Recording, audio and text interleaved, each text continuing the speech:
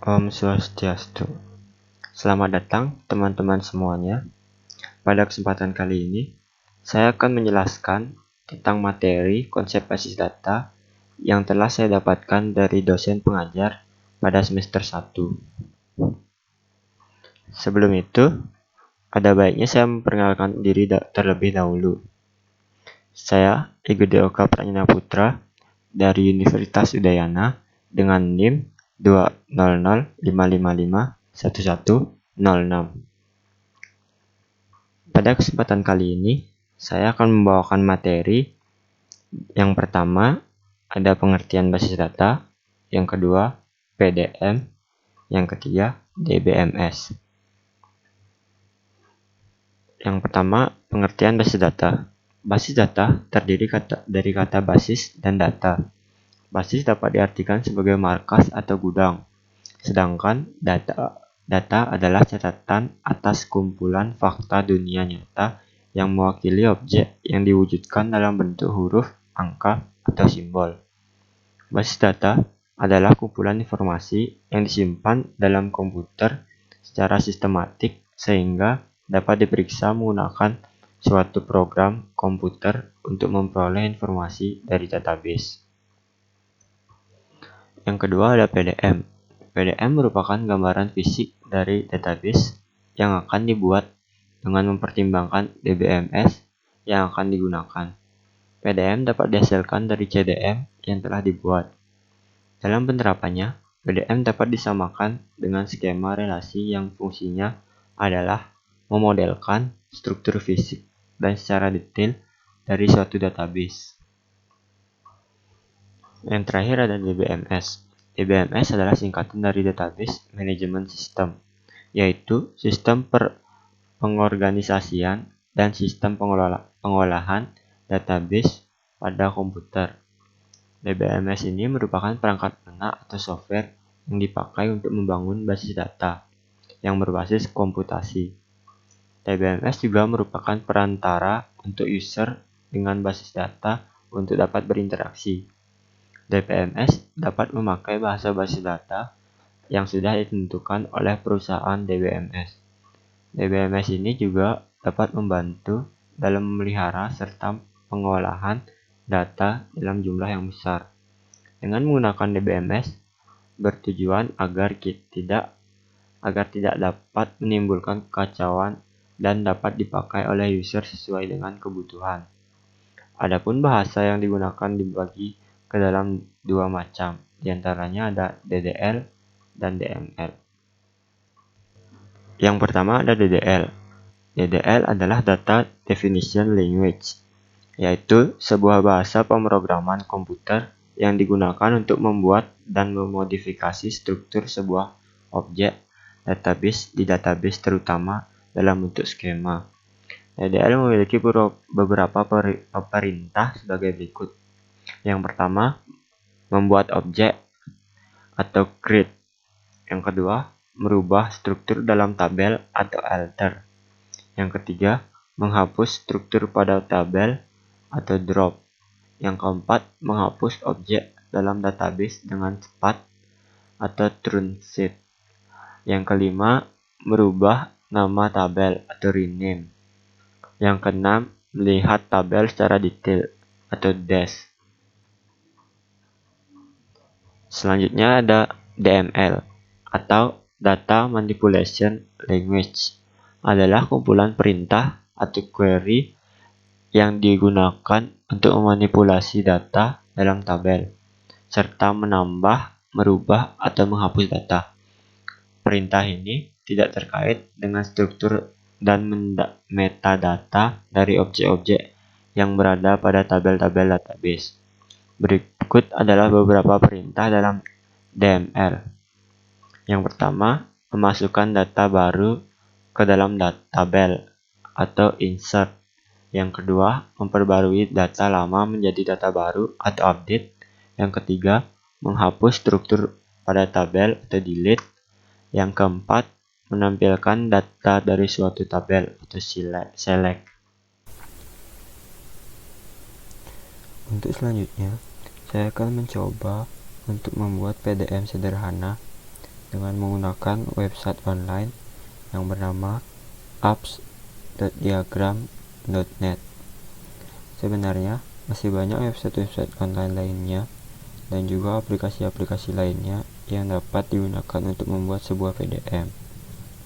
Pertama-tama, di sini kita akan buat diagram baru.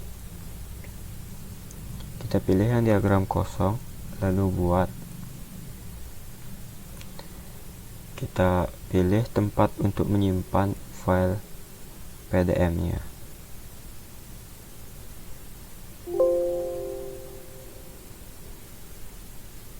Setelah itu, kita akan diberikan layar kosong untuk membuat PDM-nya. Di sini, saya ingin membuat sebuah PDM perpustakaan yang sederhana dengan entitas buku, rak, kategori, pegawai, customer, peminjaman, detail peminjaman, pengembalian, detail pengembalian, dan juga denda. Pertama-tama, saya akan membuat entitas pegawai. Di sini kita telah diberikan tabel untuk membuat sebuah entitas dengan mudah. Kita pilih yang ini.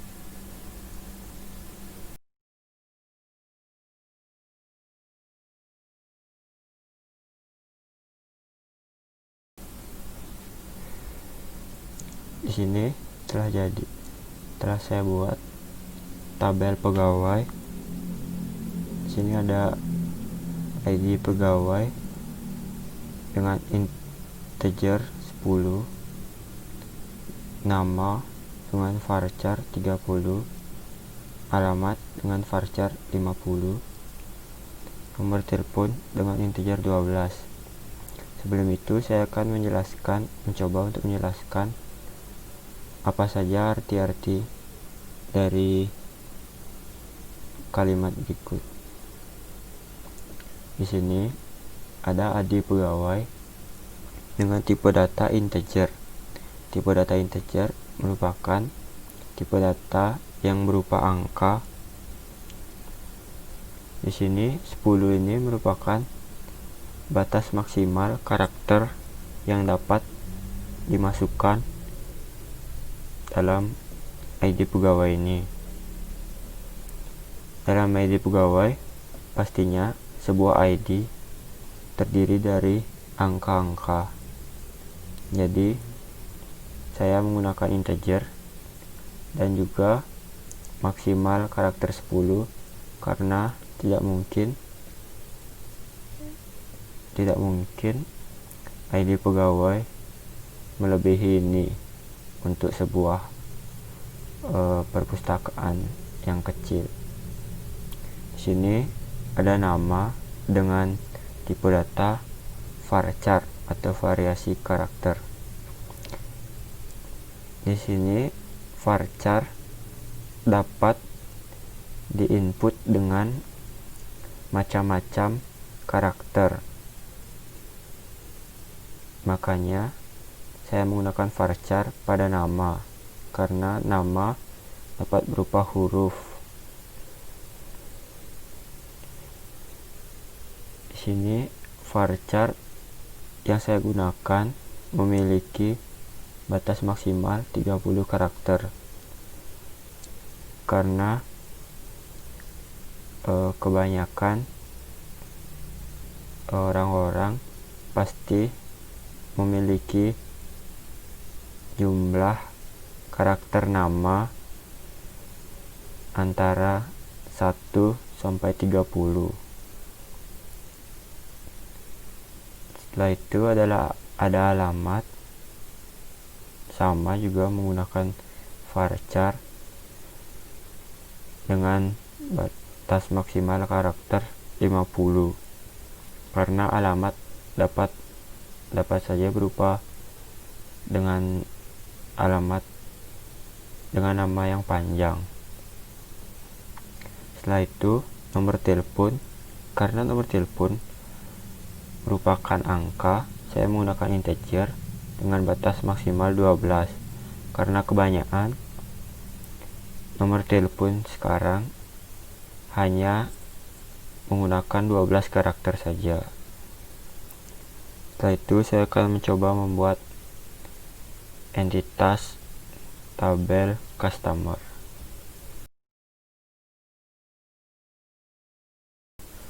Hampir mirip dengan entitas pegawai, customer juga memiliki ID customer dengan integer dan batas maksimal karakter 10. Setelah itu ada nama dengan varchar, tipe data varchar dengan batas karakter 30, alamat dengan tipe data varchar dan batas maksimal karakter 50, dan juga nomor telepon. Setelah itu saya akan mencoba membuat entitas buku.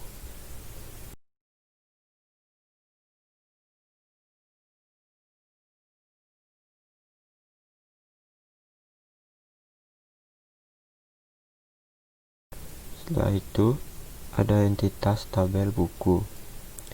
Di sini ada ID buku sama seperti sebelumnya. ID menggunakan tipe data integer dan juga maksimal karakter 10. Di sini ada foreign key, ID kategori integer dengan tipe data integer dan batas maksimal karakter 10. Di sini ada foreign key dengan ID ra dan tipe data integer, namun di sini menggunakan batas maksimal karakter 2 karena menurut saya kemungkinan perpustakaan itu tidak memiliki rak hingga ratusan bahkan ribuan. Jadi di sini hanya 2 sehingga hanya dapat diinput dengan karakter puluhan, angka puluhan.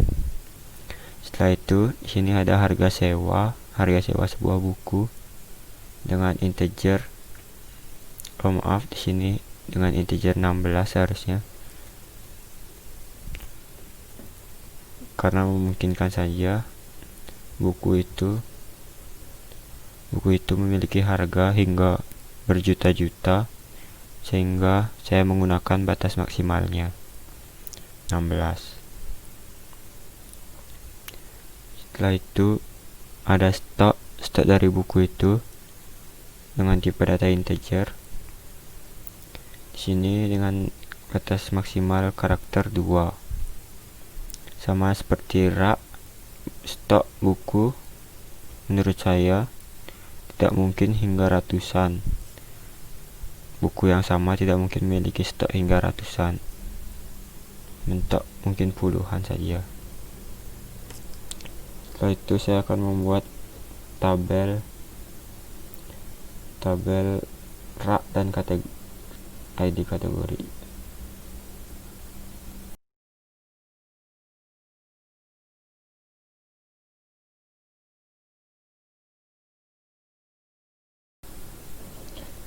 Di sini ada tabel entitas rak dan kategori pada entitas buku.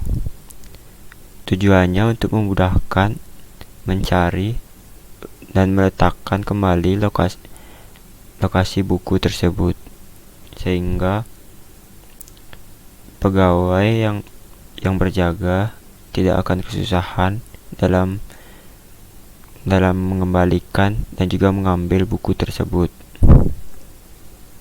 Selanjutnya ada entitas peminjaman dan detail peminjaman.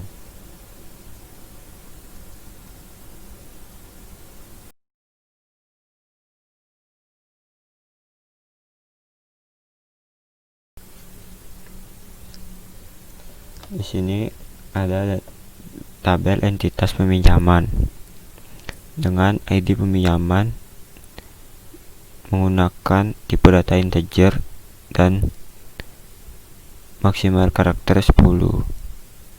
Selain itu di bawahnya ada ID pegawai dengan integer 10 dan ID customer dengan integer 10 juga. Di sini ada ID pegawai dan juga customer karena dalam peminjaman tersebut yang bertugas sekaligus berperan dalam peminjaman itu ada pegawainya sebagai pencatat dan juga customernya sebagai yang peminjam. Selain itu ada juga tanggal sewa dengan tipe data datetime. Tanggal sewa agar memudahkan penginputan data-data dalam perpustakaan tersebut. Setelah itu, saya akan mencoba membuat detail peminjaman.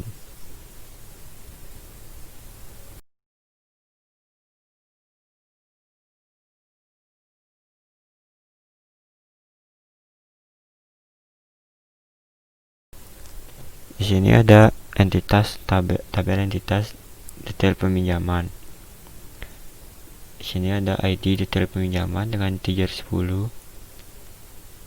Setelah itu ada ID peminjaman dengan integer 10 dan ID buku dengan integer 10 juga.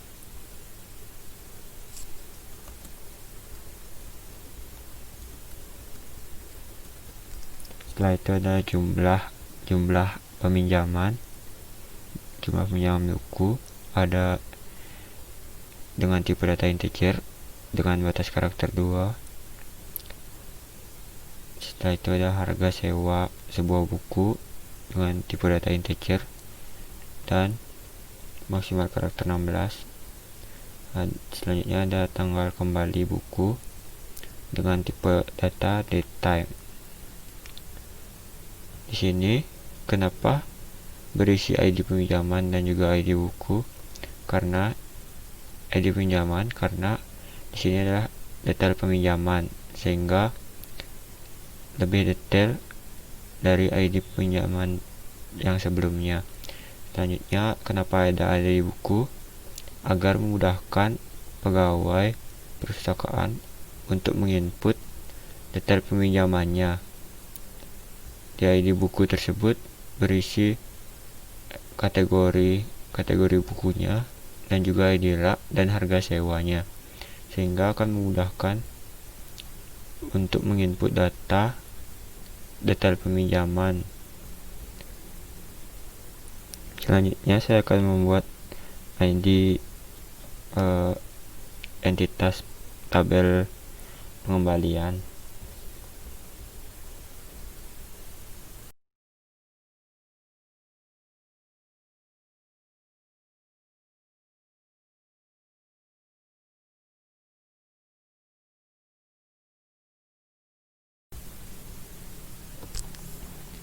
Di sini ada tabel entitas pengembalian. Ada ID pengembalian dengan tipe data integer dan batas karakter maksimal 10. ID pegawai dengan tipe data integer dan batas karakter 10 juga. ID customer dengan tipe data integer dan batas karakter 10 juga. ID peminjaman tipe data integer batas karakter 10 juga.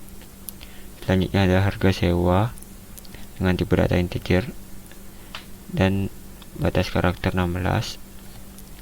Dan yang terakhir ada tanggal kembali buku dengan tipe data datetime. Di sini sama seperti ID entitas tabel peminjaman, di pengembalian juga terdapat melibatkan pegawai dan juga customer karena yang berperan juga untuk pengembalian itu pegawainya sebagai penerima bukunya dan juga customer sebagai pengembali, sehingga data dari ID customer dan juga ID pegawai sangat dibutuhkan dalam pengembalian. Setelah itu, di sini ada ID peminjaman. ID peminjaman juga sangat dibutuhkan datanya karena dalam pengembalian kita harus melihat juga peminjamannya sebelumnya agar tidak salah dalam pengembalian bukunya. Setelah itu ada harga sewa. Harga sewa di sini untuk memberi total harga penyewaan sehingga tidak lagi bingung mencari data harga penyewaannya. Selanjutnya di sini juga ada tanggal kembali buku untuk melihat denda misalnya customernya ini lewat dari tanggal kembali, maka akan mendapatkan denda. Untuk denda saya akan buatkan nanti setelah detail pengembalian. Selanjutnya saya akan membuat detail pengembalian.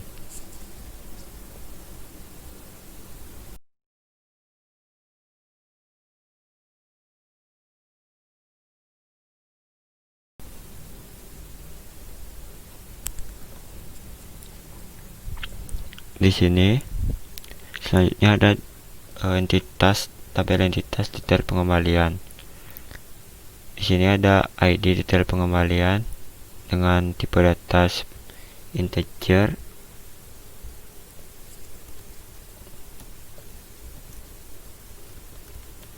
dan karakter maksimal 10. Setelah itu ada ID pengembalian. Untuk di detail pengembalian ini kita juga butuh data-data yang ada di pengembalian ini, ID pengembalian ini. Selanjutnya ada ID buku. ID buku ini untuk memudahkan detail pengembalian buku-buku yang mana saja yang dipinjam, sehingga di ID buku ini kan ada kategori dan rak juga, sehingga dalam pengembalian itu pegawai agar akan dengan mudah dapat mengembalikan buku kembali ke raknya. Setelah itu ada ID denda. Nah, ID denda ini untuk melihat denda yang didapat dari customer, apakah dia mendapatkan denda atau tidak. Selanjutnya saya akan membuatkan ID dendanya.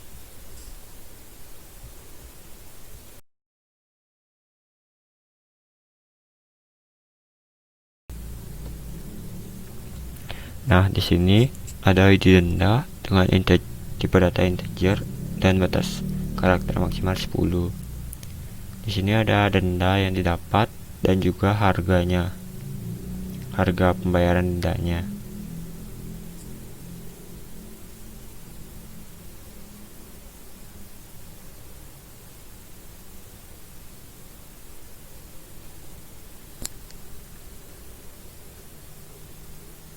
Nah, di sini sudah jadi entitas-entitas yang saya ingin buat, tabel entitas yang ingin saya buat.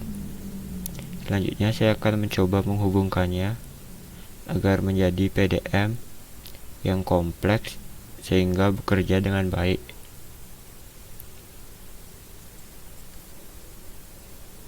Sebelum itu saya ingin merapikannya terlebih dahulu.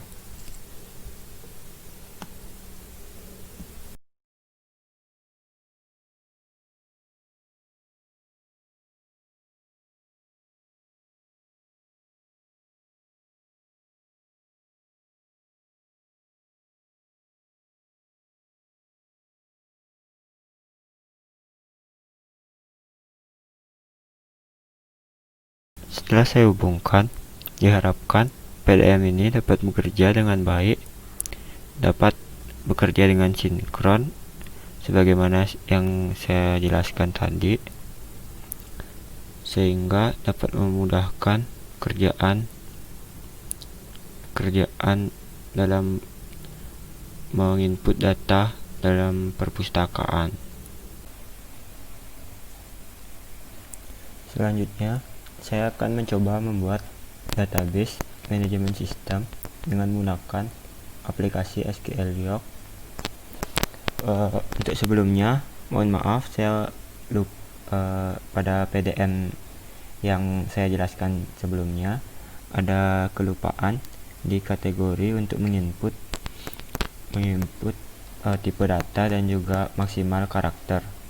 Di sini di kategori ini sudah saya berikan tipe data dan juga maksimal karakternya, dan juga pada denda dan juga harga. Selanjutnya kita akan coba membuat database dengan menggunakan aplikasi SQLiok. Untuk membuat database, kita menggunakan create database, nama database yang akan kita gunakan. Sini saya menggunakan nama perpustakaan. Setelah itu, untuk menjalankannya kita tinggal run. Di sini telah sukses. Setelah itu kita untuk membuat tabel-tabel dalam database ini kita gunakan use untuk memilih databasenya.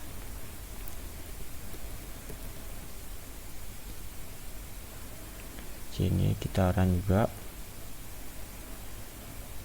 Sini telah sukses untuk use database dengan judul perpustakaan. Selanjutnya kita akan mulai membuat tabel-tabel yang ada pada PDM sebelumnya.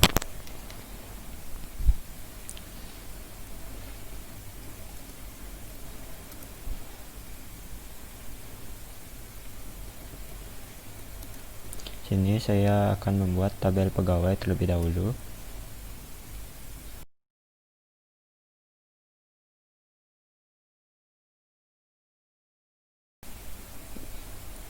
Sini saya telah membuat tabel pegawai berdasarkan PDM yang telah saya buat sebelumnya.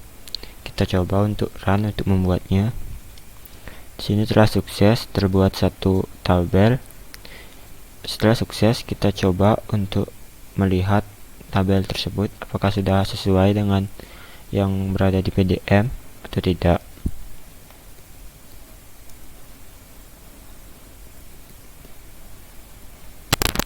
Untuk mengeceknya, kita menggunakan dash dengan dash dan nama tabel tersebut. Kita run. Di sini telah terlihat tabelnya sesuai dengan yang kita inginkan. Sebelumnya, ini saya akan menjelaskan tabelnya.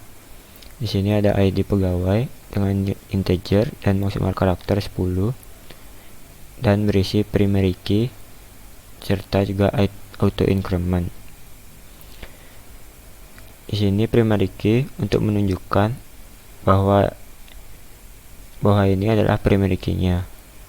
Dan di bawahnya ada nama dengan varchar dengan maksimal karakter 30, dan di sini berisi not null. Not null itu artinya tidak boleh kosong dan harus diisi. Sama dengan nama, alamat juga menggunakan tipe data varchar dengan tipe karakter dengan banyak maksimal karakter 50 dan juga berisi not null. Nomor telepon juga, namun di sini dengan tipe data integer dan maksimal karakter 12 dan juga berisi not null. Selanjutnya saya akan membuat tabel customer.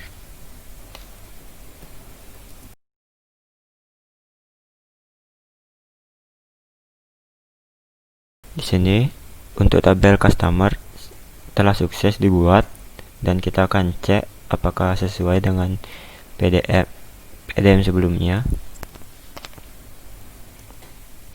Sama seperti sebelumnya, untuk mengecek menggunakan dash.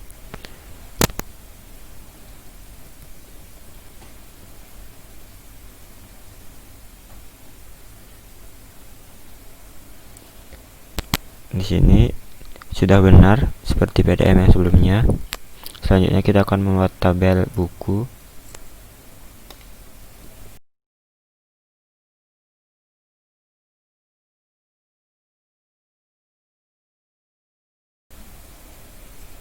Selanjutnya untuk tabel buku telah berhasil dibuat, kita akan coba untuk mengecek apakah sudah sesuai.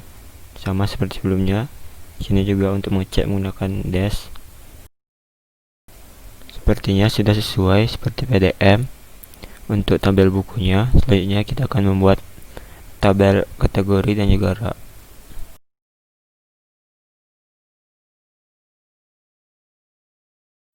Untuk tabel kategori sudah dibuat dan juga sudah sukses dibuat. Kita akan mengeceknya. Sepertinya telah sesuai. Selanjutnya akan saya buat tabel rak.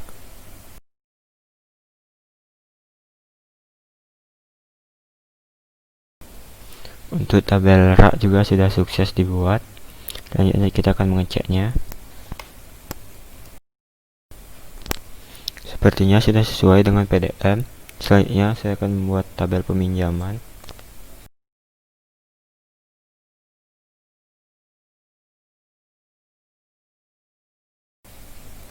Untuk tabel peminjaman juga sudah sukses terbuat. Selanjutnya saya akan mengeceknya.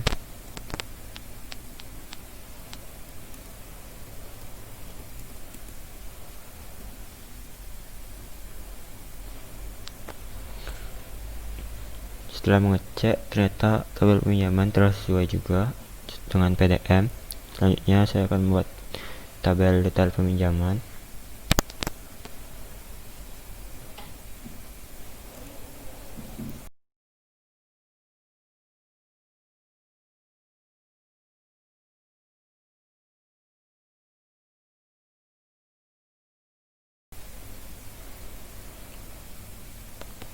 Untuk tabel detail peminjaman juga telah sukses dibuat. Selanjutnya saya akan mengeceknya.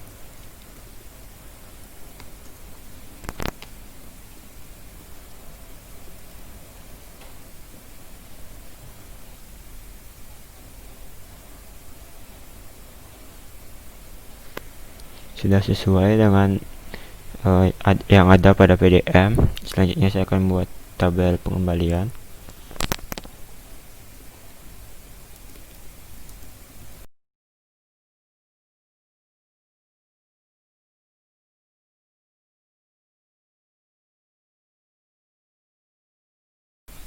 Mohon maaf, di sini ada kesalahan. Saya akan mengeceknya terlebih dahulu.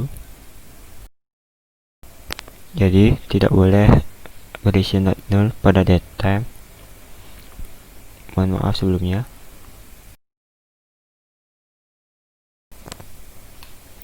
Di sini untuk tabel pengembalian telah sukses dibuat. Selanjutnya saya akan mencoba melihat apakah sudah benar. Sepertinya sudah benar untuk tabel pengembaliannya. Selanjutnya saya akan membuat detail pengembalian.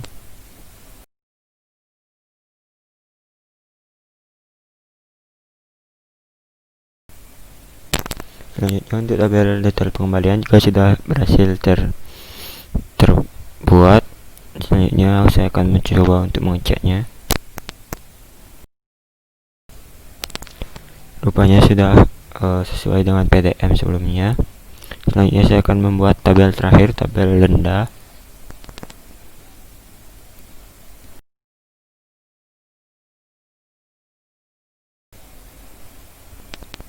Untuk tabel denda juga sudah berhasil dibuat, dan di sini saya akan melihatnya.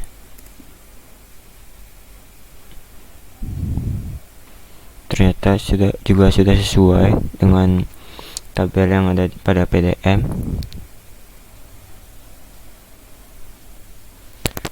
Untuk mengecek lebih jelas lagi, kita akan mengecek semua tabel yang telah kita buat.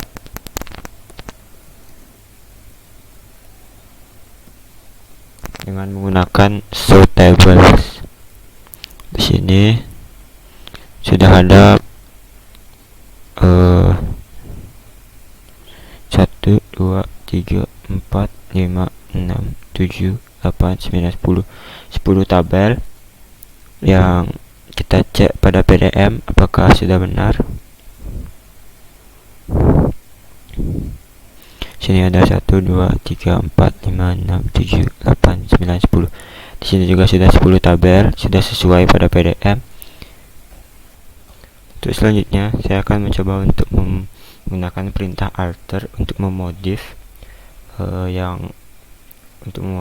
apa yang ada pada tabel. Kita coba pada tabel denda. Untuk di sini tabel denda sudah terlihat. Di sini ada ID denda dengan integer 10, juga not null yang merupakan primary key, dan berisi auto increment. Di dendanya dengan integer 2, maksimal karakter 2. Di sini tidak berisi not null. Begitu juga pada denda, di sini juga tidak berisi not null. Sekarang kita akan mencoba untuk mengisi not null dengan menggunakan alter modif.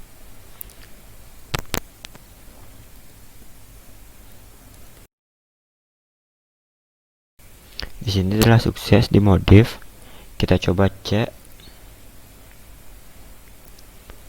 dan ternyata berhasil. Selanjutnya untuk harga denda saya akan mengubahnya juga.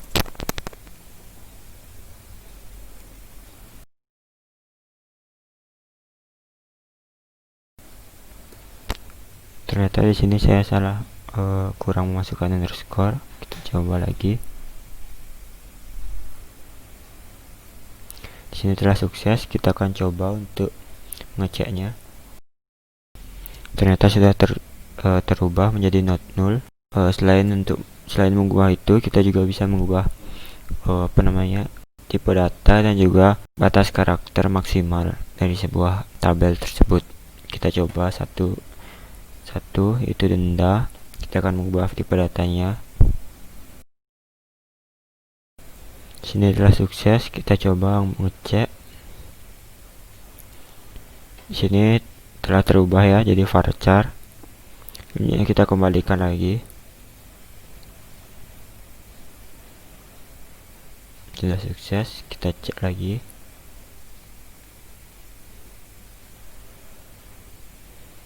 Di sini juga sudah terubah. Selanjutnya kita akan mencoba untuk menghubungkan relasi foreign key dengan primary key pada tabel yang berbeda agar dapat menjalankan database dengan baik.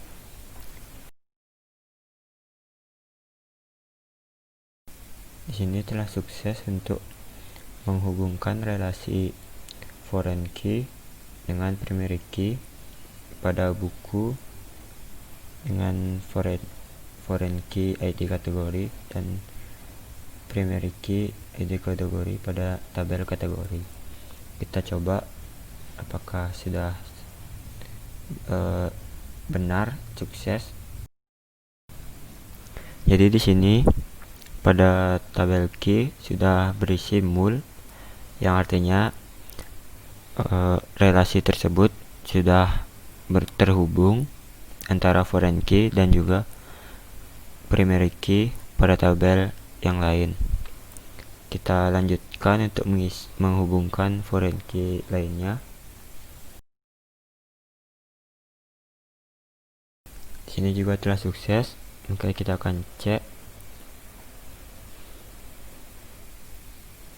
Di sini juga sudah terhubung maksudnya. Selanjutnya kita akan melanjutkan menghubungkan relasi foreign key dan primary key di tabel lain.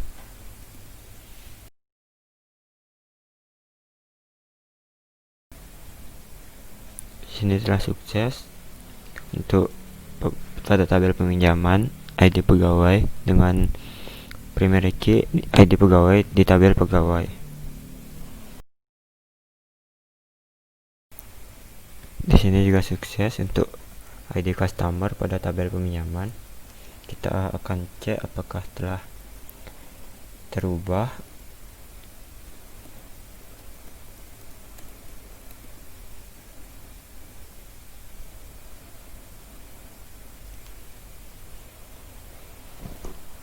Di sini sudah terubah ID pegawai dan juga ID customer, sudah berisi tanda mul, yang artinya sudah berhubungan relasinya. Selanjutnya kita akan melanjutkan menghubungkan relasi foreign key dengan primary key di tabel lainnya.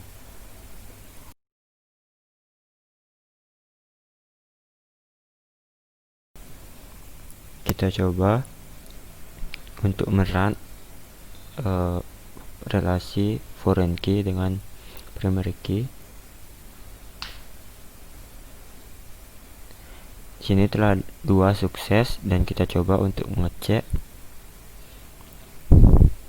dan ternyata sudah berubah. Selanjutnya relasi pada tabel lain.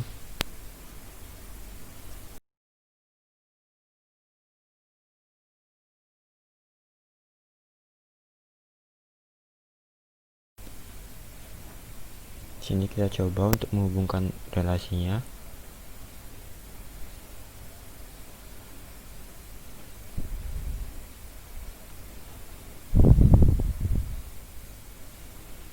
Telah sukses dan kita coba cek.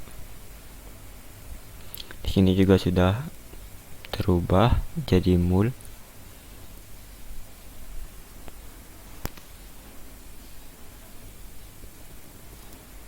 Selanjutnya pada tabel terakhir, mungkin tabel detail pengembalian.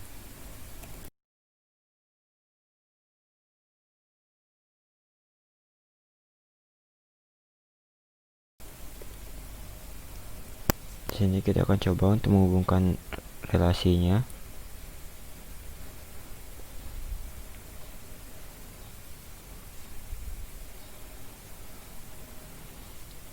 Dan ternyata berhasil. Kita akan cek lagi untuk memastikannya. Sini juga sudah berhasil. Selanjutnya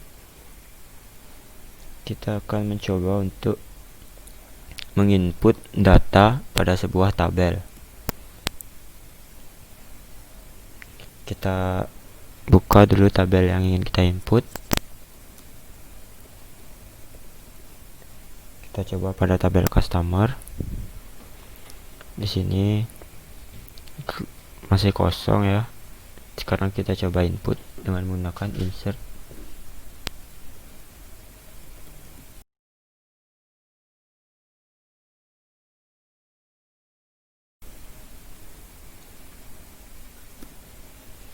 Sini kita coba input.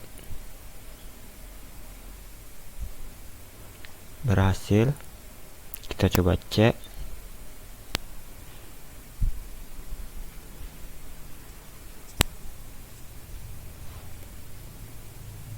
Di sini pengerjaannya menggunakan select. Ternyata sudah terinput. Jika kita ingin mengedit, kita bisa menggunakan update. Sebelumnya kita tambahkan dulu data lagi agar bisa terlihat seperti apa pengeditannya. Sini kita samakan saja nomor telepon dan jalannya. Sini sudah sukses. Kita cek dulu. Dan ternyata sudah terinput. Jika kita ingin mengedit, kita bisa menggunakan update.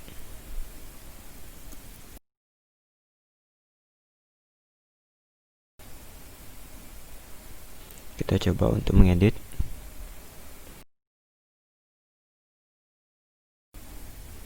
Mohon maaf, di sini ada kesalahan.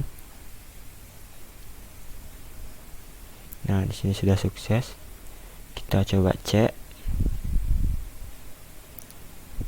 Di sini sudah terubah dari OK dengan A1 menjadi A-nya 3. Selanjutnya kita coba untuk mendelete dengan menggunakan delete. Kita coba delete yang di atas ini.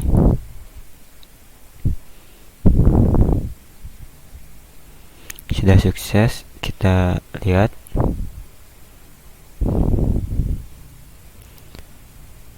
Mohon maaf, salah. di sini. Nah, sisa satu saja.